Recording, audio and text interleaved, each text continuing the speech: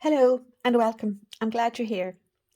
I set up this channel and I wrote the book, Your Childhood is Over. No, it's not, because I want adults who have had a toxic or abusive childhood to be aware of a psychological concept called repetition compulsion. I didn't study psychology, so I find this terminology difficult to understand and difficult to remember.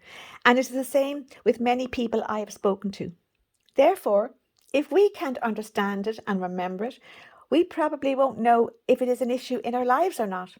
And in my opinion, it is very important that we know this because repetition compulsion is a very destructive force in our lives.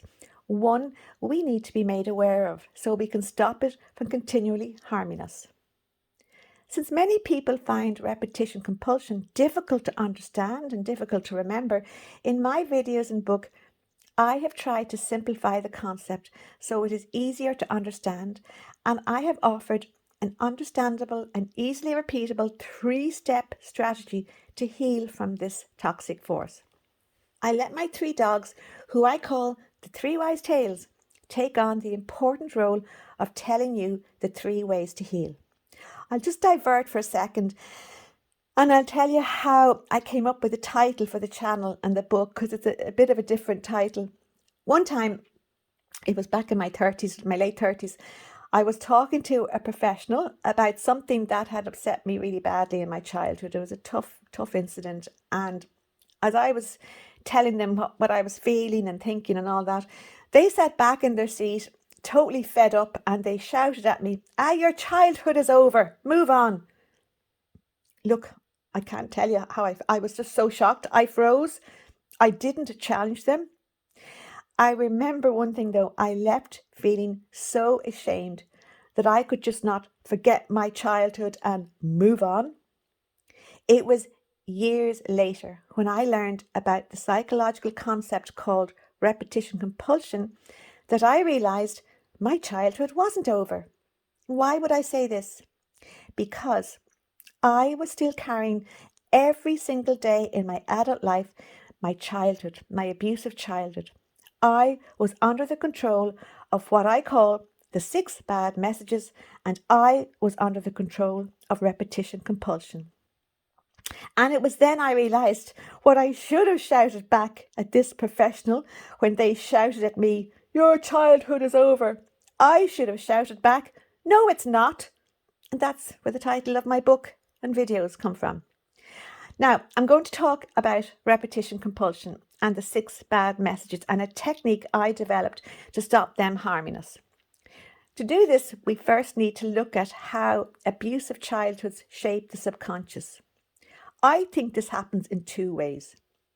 The first way was identified by Sigmund Freud, and he called it repetition compulsion. I think it's a fantastic thing to come up with, a fantastic concept, only I wish he'd called it something easier to understand, because I don't remember those big words. I'm not a psychologist. I didn't study psychology.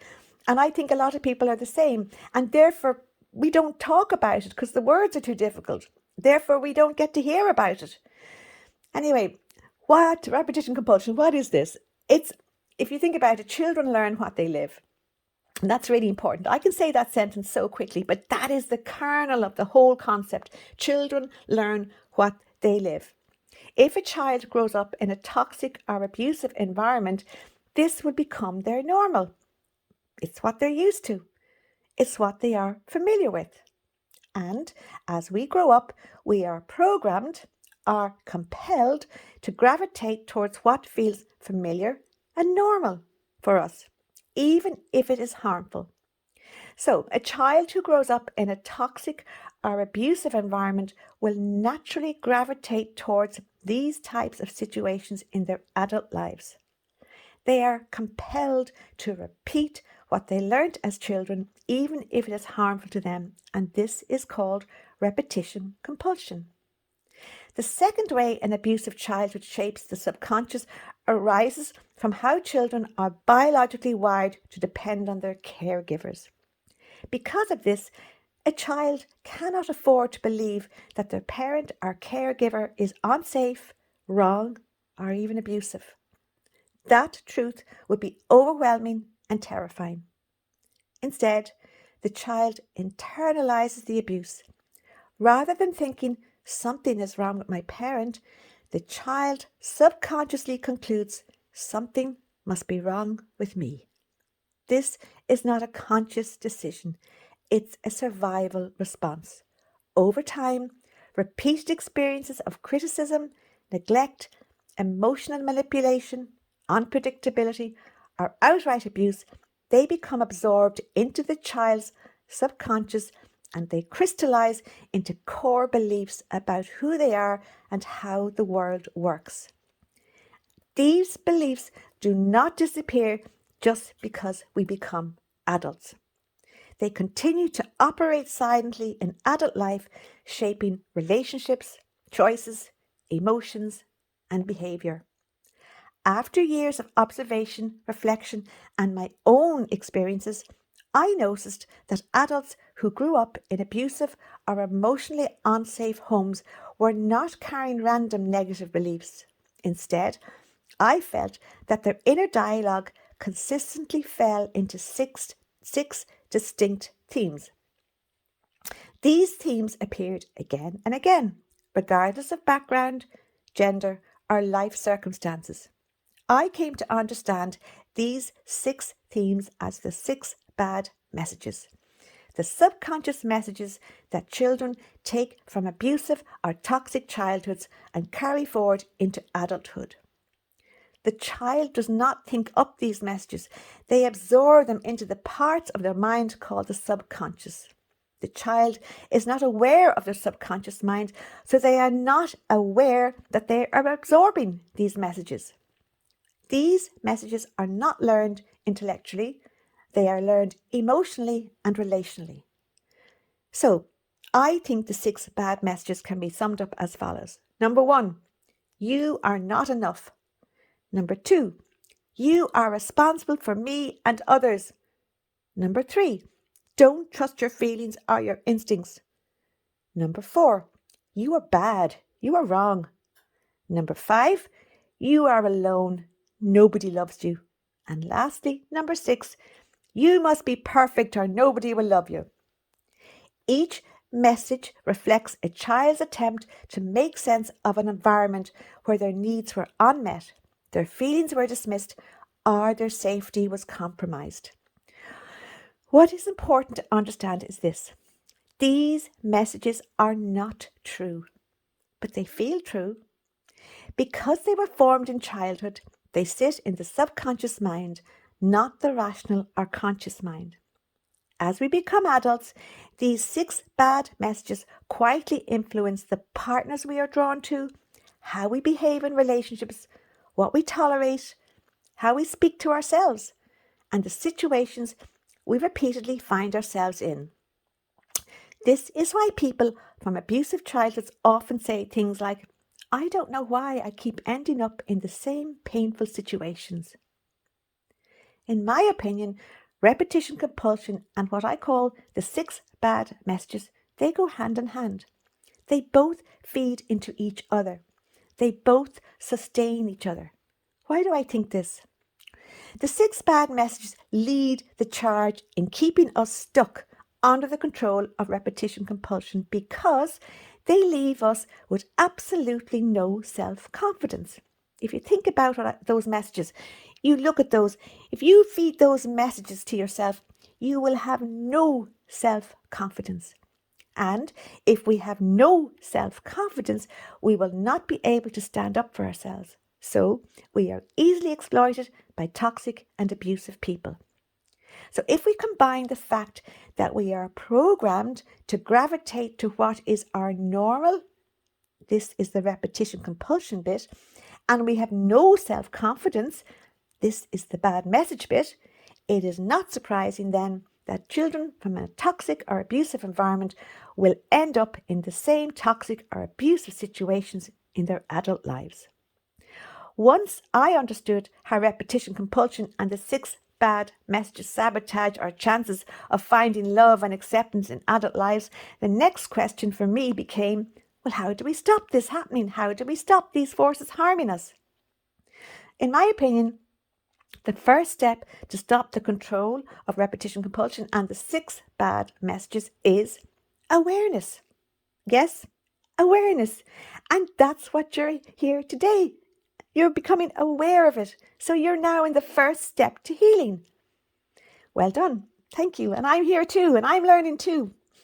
Since repetition compulsion and the 6 bad messages live in our subconscious minds, we are not able to control them.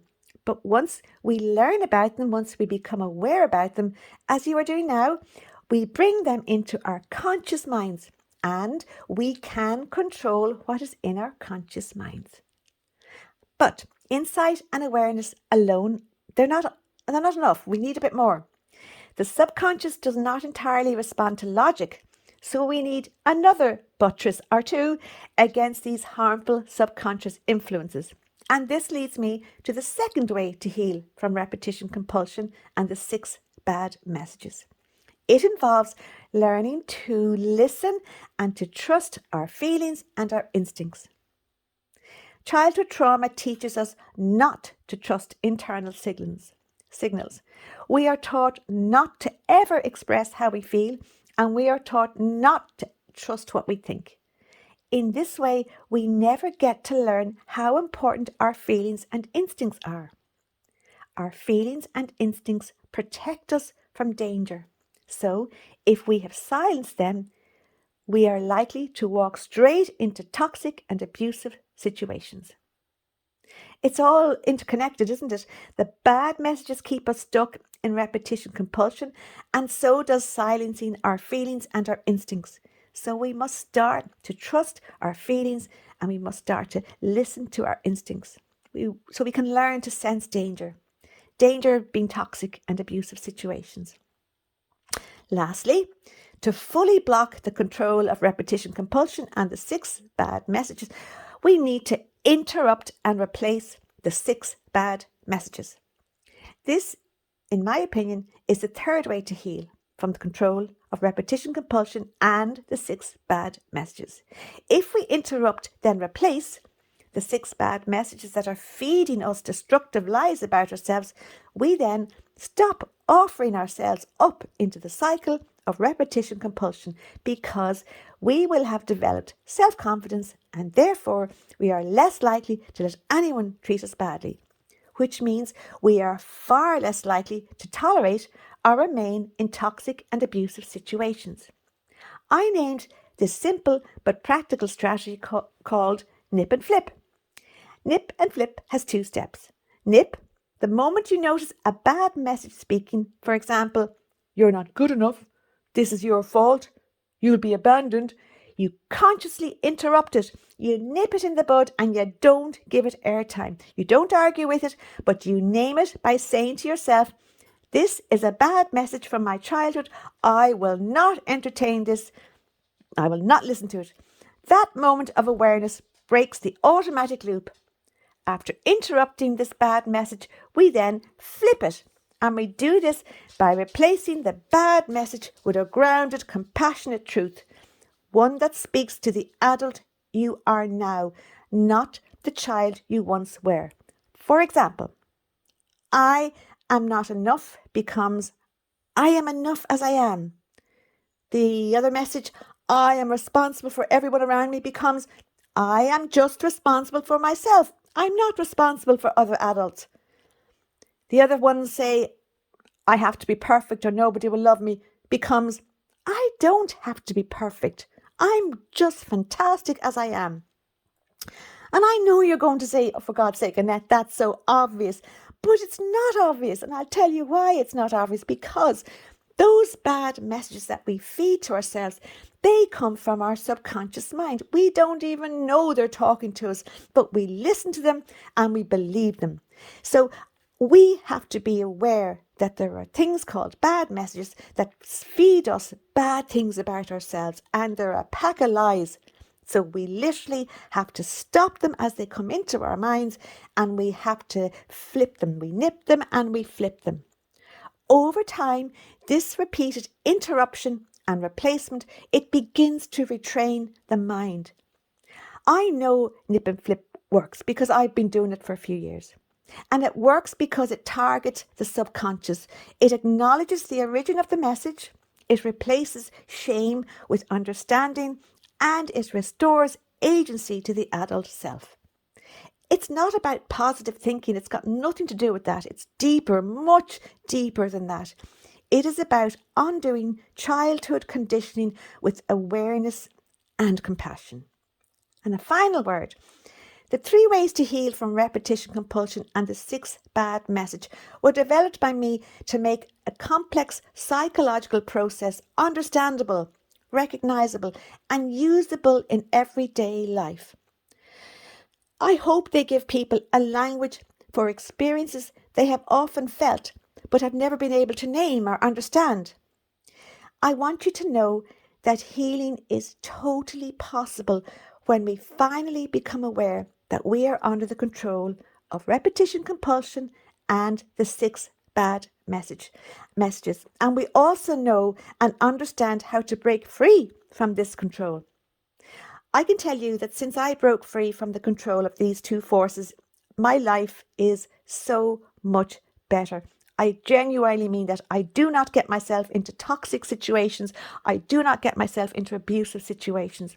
And that, I can tell you, is just fantastic, because I did that for a long time and it wrecked my life. So my life is so much better. And I want this to happen for you too. Thank you for listening, and I'll talk to you soon again.